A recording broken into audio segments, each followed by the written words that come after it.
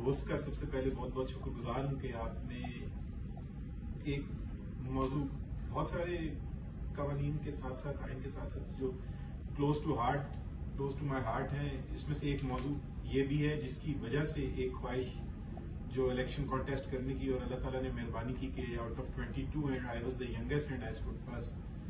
تو یہ ایک جو کلینکل لیگل ایجوکیشن اور لیگل ایجوکیشن، وہ بھی میں یہ سمجھتا تھا کہ بہت ضروری بھی ہے، لیک بھی. اور ہمارا الیکشن سے پہلے بھی ایک باقاعدہ ایک پروگرام ہولڈ ہوا اس میں کہ جی کردار کیا ہونا چاہیے بار کونسل.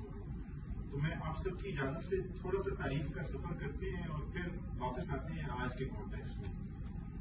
ہم جو یہاں پر ابھی ریگولیٹری فریم ورک دیکھ رہے ہیں، یہ 1973 میں legal practitioners and bar councils act pass ہوتا ہے، جو ریپیل کرتا ہے لیگل پریکٹیشنرز ایکٹ 1965 کو.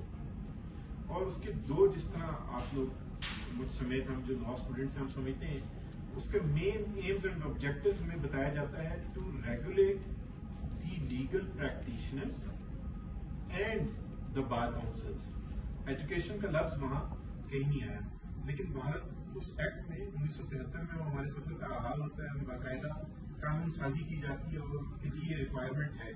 جس طرح اس سے پہلے ہو جاتی ہے MBBS پروفیشن کے لیے، میڈیکل پروفیشنلز کے لیے بھی، اور انجینئرنگ کا مجھے ایگزیکٹلی ڈیٹ نہیں پتا، لیکن وہ ریگولیٹ ہو رہے تھے تو ہم پہلی بار وہاں سے ریگولیٹ ہونا شروع ہوتے ہیں. اس کے قریباً 3 سال بعد پہلے رولز اس کے بنتے ہیں.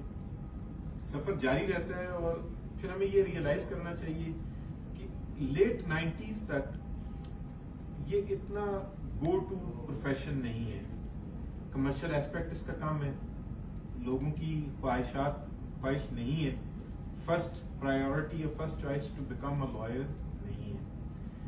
لیٹ 90s میں as there is a commercial boom, تو اس میں بھی ایک رش ہوتا ہے اور مشروم گروتھ ہوتی ہے ایجوکیشنل انسٹیٹیوٹس کی، یونیورسٹیز کے علاوہ بھی پرائیویٹ انسٹیٹیوٹس کی. یہ سلسلہ جب چلنا شروع ہوتا ہے تو اس میں پھر ساتھ ساتھ انکریج کیا جاتا ہے کہ جی as many as lawyers.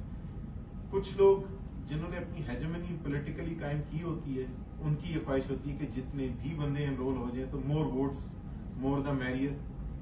Quality of education کی طرف ابھی بھی کوئی نہیں جا رہا.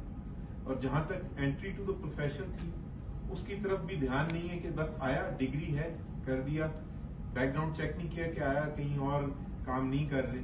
ایک جیسے میم نے اشارہ کیا کہ ایک تو وہ لوگ ہیں جو اکیڈمکس ہیں اور ان کو روکا گیا یا نہیں روکا گیا، چلیے یہ ایک الگ موضوع ہے. لیکن بہت سارے لوگوں کو انٹری دی گئی جو باقاعدہ پروفیشن ان کا کوئی اور تھا، لیکن ان کو ساتھ ساتھ ایک لائسنس دے دیا گیا بیک گراؤنڈ چیک کیے بغیر، جو بھی کنسیڈریشن ہو، مینلی ووٹس کی کنسیڈریشن رہی.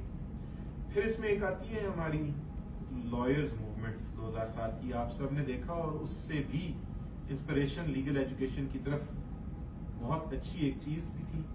لائرز نے فرنٹ لائن ایک بیڑا اٹھایا، اس میں اور بھی سیگمنٹس آف سوسائٹی نے ان کا ساتھ دیا.